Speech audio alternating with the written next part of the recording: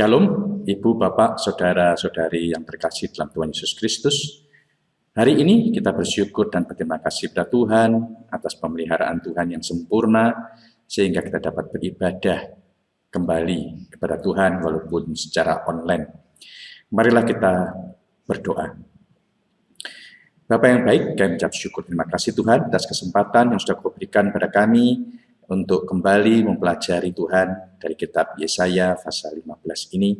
Kami mohon Tuhan urapan-Mu untuk persiapan hamba-Mu ini, yang akan boleh menyampaikan apa yang menjadi isi hati-Mu dan boleh menjadi berkat bagi kami semua Tuhan, baik yang menyampaikan maupun yang mendengarkan, dan kami boleh Tuhan menjadi pelaku-pelaku firman-Mu. Tolonglah Tuhan, acara ini berjalan dengan baik dari awal sampai akhirnya.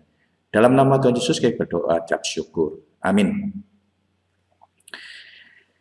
Puji Tuhan, Ibu, Bapak, Saudara-saudara yang dikasih dalam Tuhan Yesus. Setiap hari kalau kita mengikuti berita ya, di Ukraina maupun di Gaza, kita akan selalu melihat ya, kehancuran demi kehancuran yang terjadi.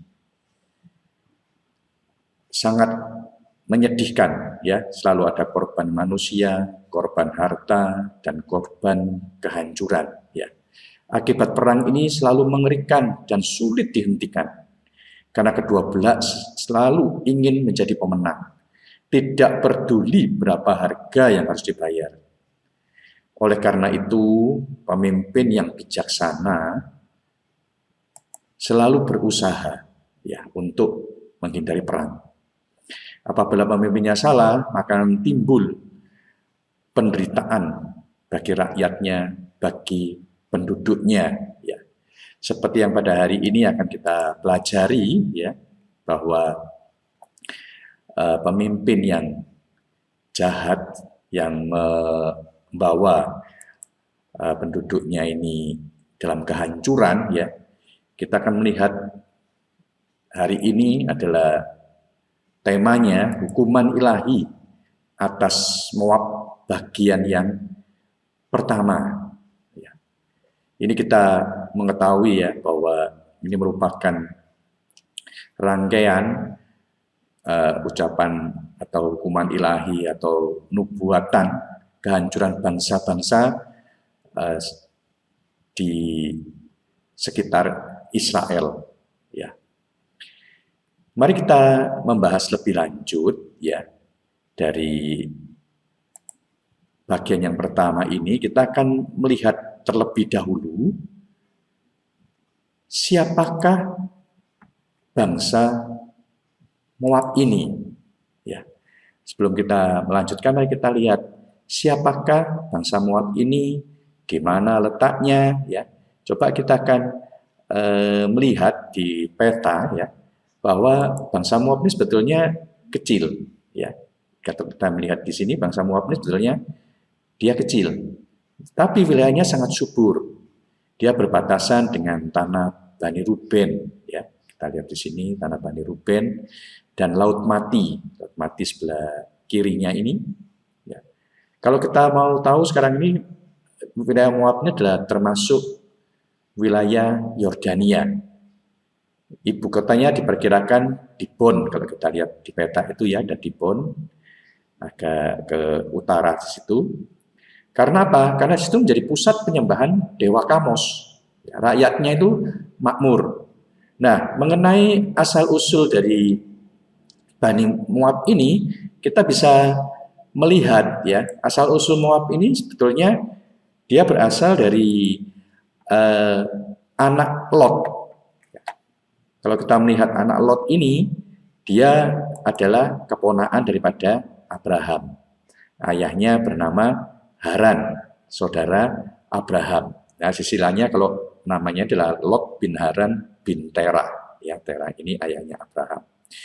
Mari kita melihat asal-usulnya dari bangsa Moab ini, bagaimana bisa menjadi bangsa Moab dan Amon dari anak Lot. Ini kita baca dalam Kejadian pasal yang ke-19 ayat 30 sampai dengan yang ke-38 dalam bahasa Indonesia masa kini. Ya.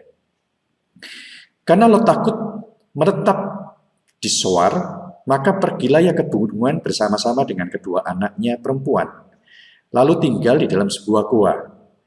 Anak perempuan yang sulung berkata kepada adiknya, "Ayah sudah tua, dan di seluruh negeri ini tak ada orang laki-laki yang dapat mengawini kita supaya kita mendapat anak." Pada malam itu, mereka memberi ayah mereka minum anggur. Lalu anak sulung tidur dengan ayahnya, tetapi ayahnya begitu mabuk sehingga tidak tahu apa yang terjadi. Keesokan harinya, anak sulung berkata kepada adiknya, "Tadi malam saya sudah tidur dengan ayah.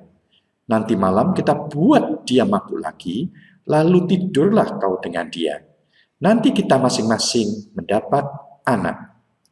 Demikianlah pada malam itu mereka membuat Lot mabuk dan anaknya yang kedua tidur dengan dia.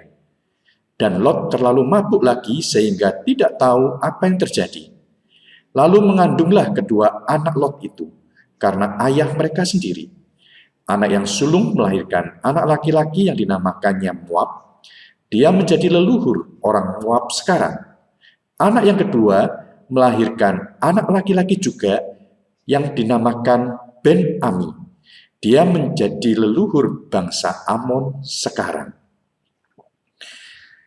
Nah, setelah kita mengetahui latar belakang dan geografi dari Moab ini, ya, kita tahu bahwa Moab dan Amon ini merupakan keturunan dari Abraham, dari Lot, ya maaf, keturunan dari Lot, dari anaknya sendiri, ya, ketika dia buat mabuk, kemudian mereka berhubungan dan melahirkan anak dari anaknya sendiri, ya, jadi ini cucunya Lot dikatakan dinamakan akhirnya menjadi cikal bakal bangsa Moab dan Amon. Ya. Setelah kita mengetahui latar belakang dan geografi Moab, maka kita sekarang mencoba mempelajari teks Alkitab yang terdapat dalam Yesaya pasal 15 ayat 1 sampai dengan yang ke-9, ya. Kita bacakan dalam terjemahan bahasa Indonesia masa kini. Yesaya pasal 15 ayat yang pertama sampai dengan yang ke-9, demikianlah firman Tuhan. Allah akan menghancurkan Moab. Ini pesan Tuhan tentang Moab. Kota Ar dan Kir dimusnahkan dalam waktu satu malam, dan negeri Moab menjadi sunyi sepi. Penduduk Dibon mendaki bukit untuk menangis di tempat penyembahan dewa-dewa. Penduduk Moab dengan sedih meratapi kota Nebo dan Medeba. Mereka mencukur kepala dan janggut sebagai tanda berduka. Orang-orang di jalan berpakaian karung, tanda berkabung. Orang meratap dan menangis di tanah lapang dan di atap rumah. Orang Hesibon dan Eleale meraung-raung, dan suara mereka terdengar sampai di Yahas. Bahkan para prajurit gemetar. Mereka sudah kehilangan keberanian. Aku kasihan kepada Moab. Penduduknya mengungsi ke kota Soar dan ke Eglat Silisia. Ada yang mendaki ke Luhit sambil menangis. Ada yang lari ke Horonaim sambil menjerit-jerit karena ditimpa bencana. Air sungai Nimrim dan rumput yang tumbuh di tepinya sudah kering kerontang. Tak ada lagi tumbuh-tumbuhan yang hijau. Orang-orang menyeberang anak sungai Ha'arabaim dan berusaha menyelamatkan segala harta benda mereka. Di mana-mana, di perbatasan Moab terdengar teriakan. Ratapan itu terdengar di Iglaim dan Be'er Elim. Di Dibon air sungai menjadi merah karena bercampur darah. Dan Allah akan mendatangkan hal-hal yang lebih dahsyat lagi atas orang-orang di sana. Pembantai yang dikirimnya akan membunuh semua orang Moab yang masih hidup. Amin. Berbahagialah kita semua yang sudah mendengar, membaca, dan merenungkan firman Tuhan. Kalau kita membaca dari ayat pertama sampai ayat ke-9, dan kita melihat tadi ayat-ayat itu ditulis, ada yang keluar, ada yang masuk. Jadi ini merupakan satu puisi ya, yang ditulis oleh Yesaya mengenai hukuman ilahi kepada Moab. Maka itu kita lihat ada kesejajaran ya, kota-kota disebutkan berdua di situ kalau kita melihat tadi ya, dan berbagai ciri-ciri khas yang lain dari bentuk puisi. Jadi tidak mudah ya untuk Yesaya ini menuliskan dalam bentuk puisi tersebut. Ya. Apabila kita membaca perikop tadi, ya, kita melihat sangat kental sekali ya dengan satu penggambaran kehancuran bangsa Moab yang saat itu dihancurkan oleh bangsa Asyur. Ya.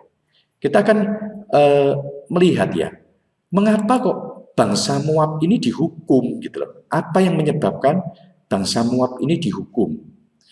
Nah, kalau kita mempelajari dari bangsa Moab ini, kita bisa melihat dari Yesaya pasal yang ke-15 ayat 1 sampai dengan 9, dan minggu depan kita lanjutkan di pasal 16 ya. Kita juga bisa melihat kesejajarannya ini, cerita ini di Yeremia pasal 48 secara keseluruhan ya. Juga di Amos pasal 2 terutama ayat 1 sampai dengan 3, maupun di Sefanya pasal 2 ayat 8 sampai dengan 11 ya. Ini kita akan melihat mengapa negeri Moab ini dihancurkan ya. Nah, kalau kita melihat sekarang, kita tidak membaca keseluruhan dari Yeremia ya. Kita coba membaca aja di Yeremia pasal 4 ayat 7 sampai 8, ayat yang ke-11, ayat 29 sampai 30, ayat 42 dan 46 sampai 47. Ayat-ayat ini saya pilih hanya untuk menunjukkan mengapa Moab ini kok dihukum. Ya, kita baca ayat 7 dan 8. Moab, engkau mengandalkan ketangkasan dan kekayaanmu, tetapi sekarang engkau sendiri akan dikalahkan. Kamos, dewamu, bersama para imam dan para pejabatnya akan diangkut ke pembuangan. Semua kota akan dihancurkan, tak satu pun yang akan luput. Lembah dan dataran rendah seluruhnya akan musnah. Aku, Tuhan, telah berbicara. Ya. Jadi kita melihat di sini mengapa kok dihancurkan. Yang pertama, karena mengandalkan ketangkasan dan kekayaan. Berikutnya, ayat 11 kita baca. Tuhan berkata, sejak dulu Moab hidup aman. Jadi bangsa Moab ini bangsa yang aman dan makmur. Belum pernah ia diangkut ke pembuangan. Ia seperti air anggur yang dibiarkan mengendap dan tak pernah dituang ke tempat anggur yang lain. Anggurnya masih harum dan enak. Kamu angkuh sekali. Aku sudah mendengar betapa sombong, tinggi hati, congkak dan pongahnya kamu. Aku Tuhan tahu keangkuhanmu. Bicaramu kosong belaka dan perbuatanmu tidak berarti. 42.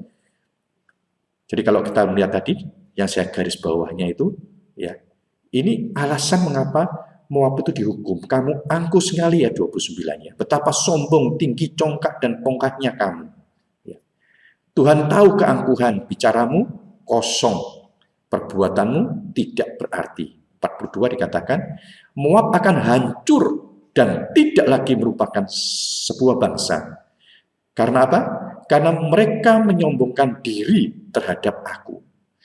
Celakalah Moab, penduduknya yang menyembah dewa Kamos telah dibinasakan. Dan anak-anak mereka diangkut sebagai tawanan. Tetapi di kemudian hari aku akan memulihkan keadaan negeri Moab. Aku Tuhan telah berbicara. Itulah yang akan dilakukan Tuhan terhadap Moab. Kita melihat di sini ya, dari bacaan di Yeremia ini, kita melihat pada ayat 42, alasan mereka dihancurkan karena mereka menyombongkan diri terhadap Tuhan.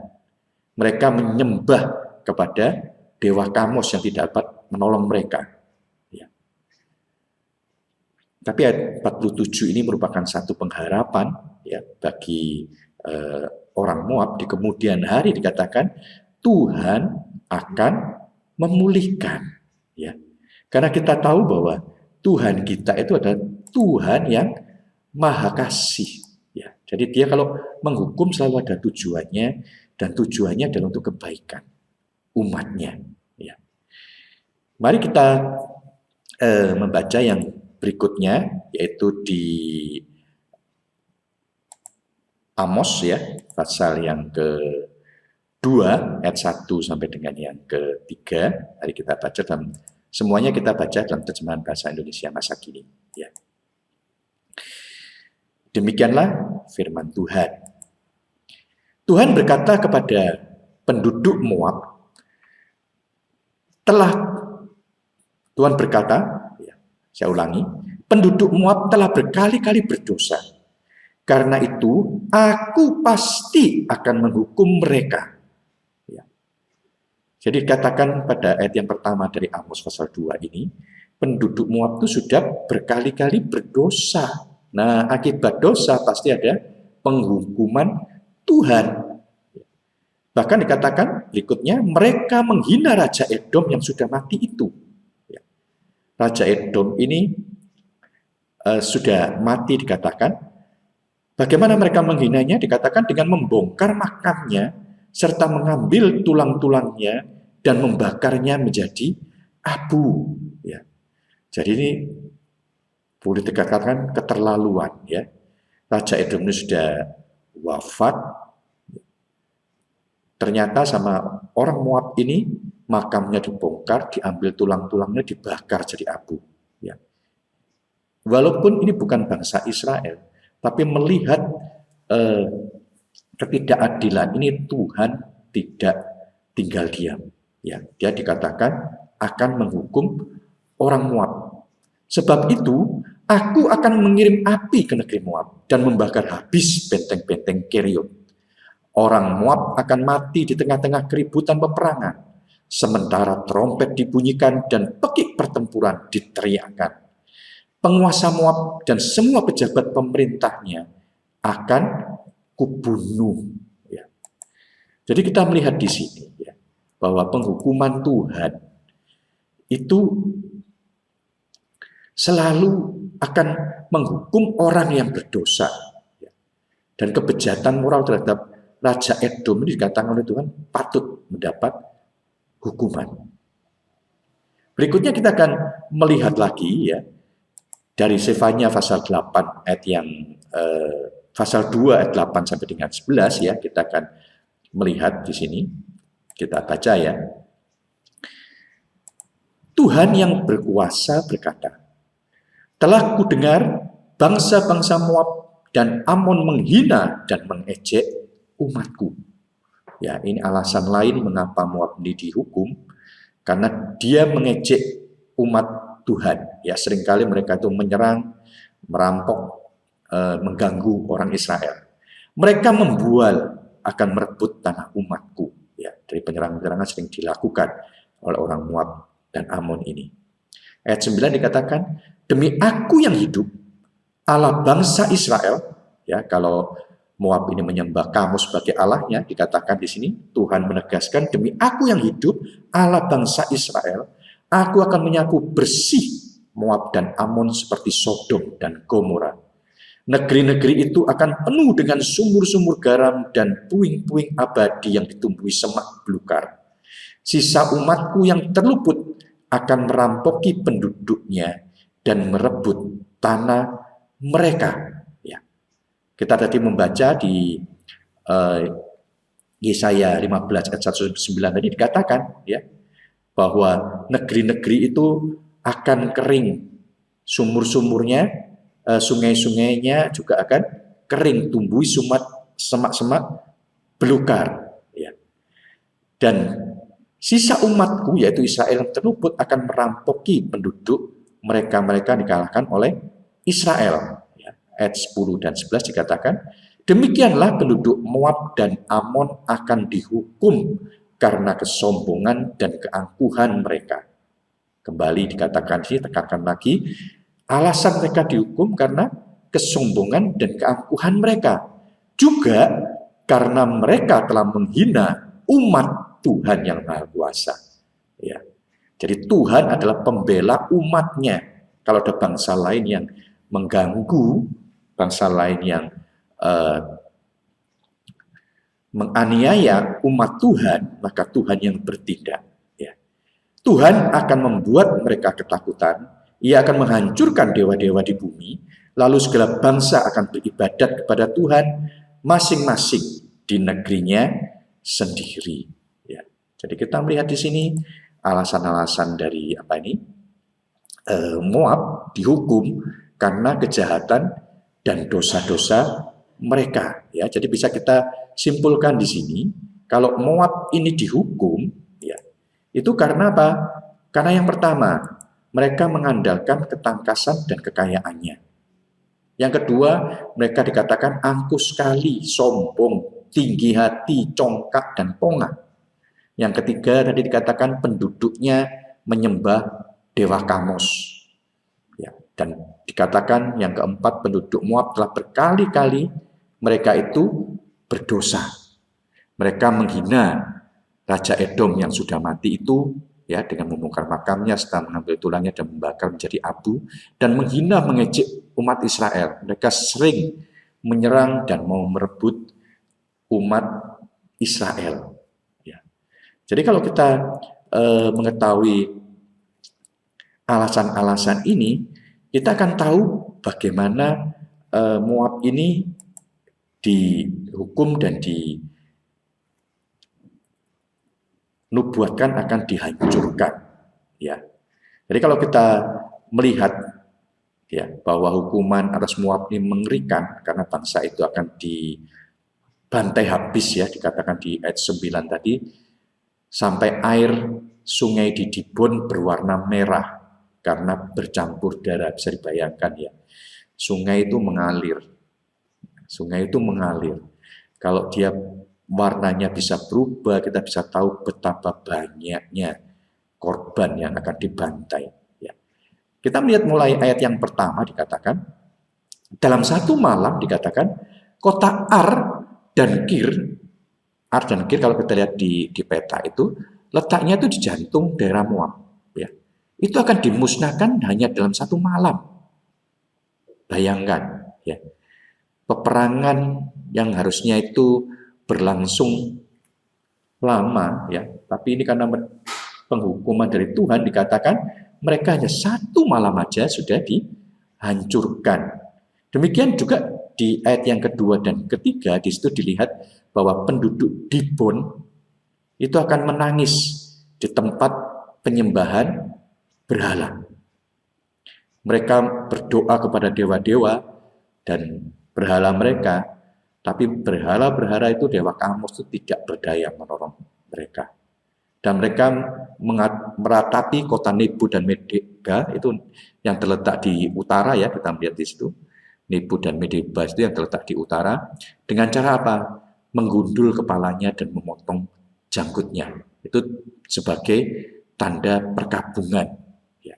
Juga dikatakan mereka berpakaian karung.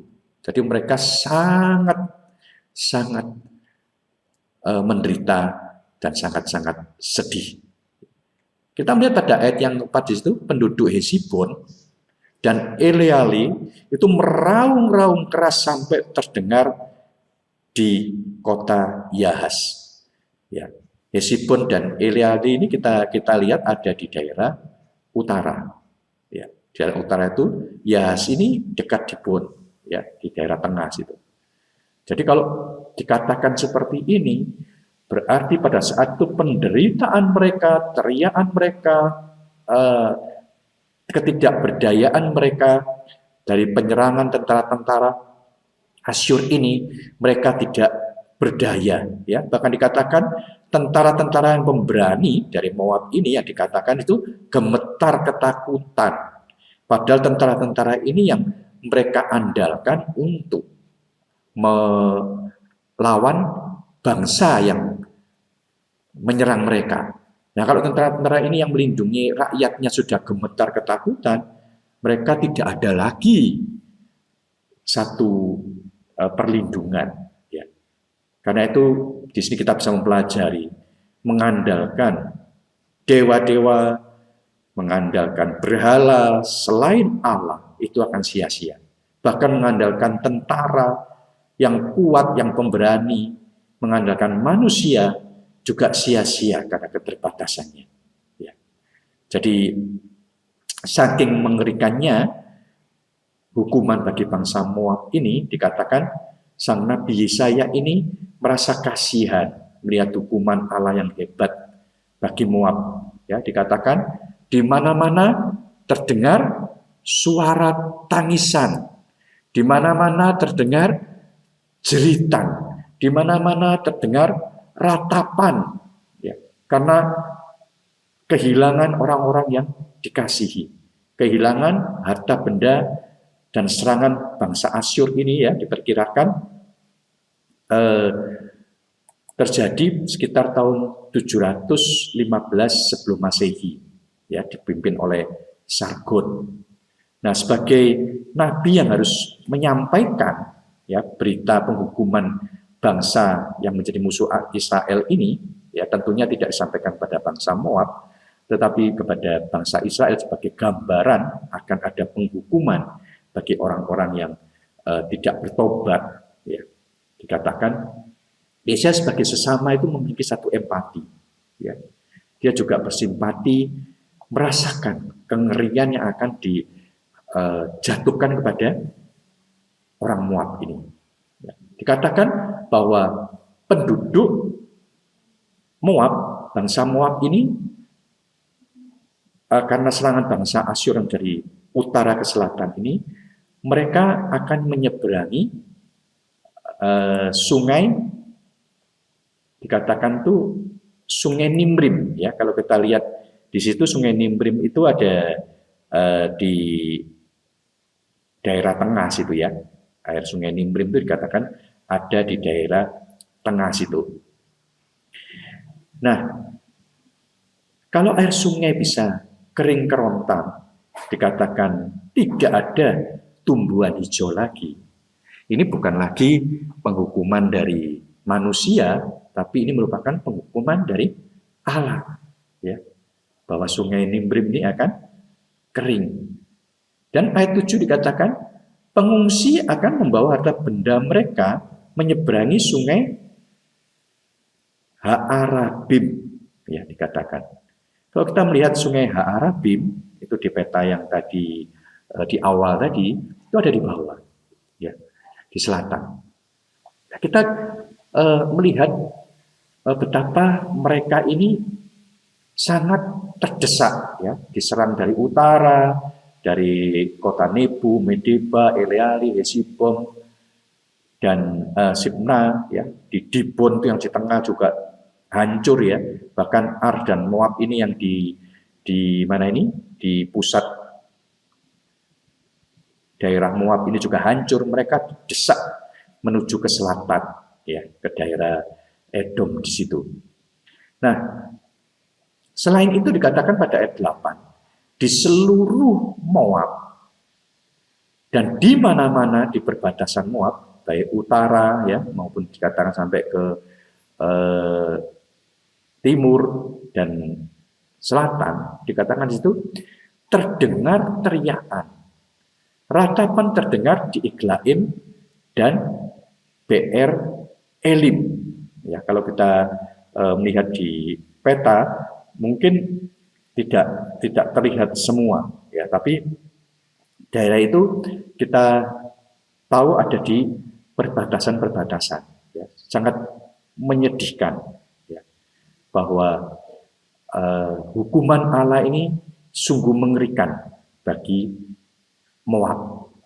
Dan dikatakan pada ayat yang ke-9, ya, katakan ayat 9 di situ, bahwa air di sungai Dibon, ya, di situ ada sungai di tengah-tengah situ, berwarna merah karena bercampur darah akibat pembantaian oleh tentara Asyur.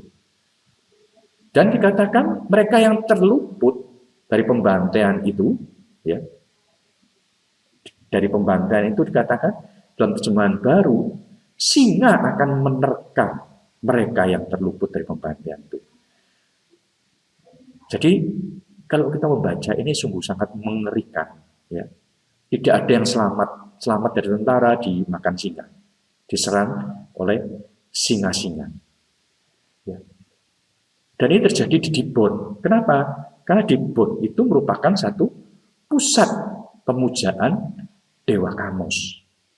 Jadi kalau kita dapat menyimpulkan ya pelajaran pada hari ini, kita melihat bahwa setiap kejahatan atau dosa akan membawa akibat penghukuman Tuhan.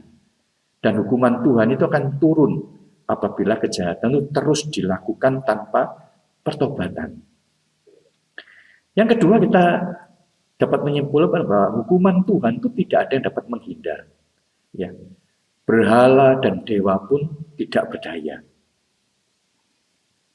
Hukuman Tuhan pasti jatuh pada orang yang dosa. Tetapi Tuhan kita itu Tuhan yang adil, penuh kasih. Penghukuman itu tidak untuk memusnahkan, menghancurkan selama-lamanya, tapi tujuannya untuk pertobatan.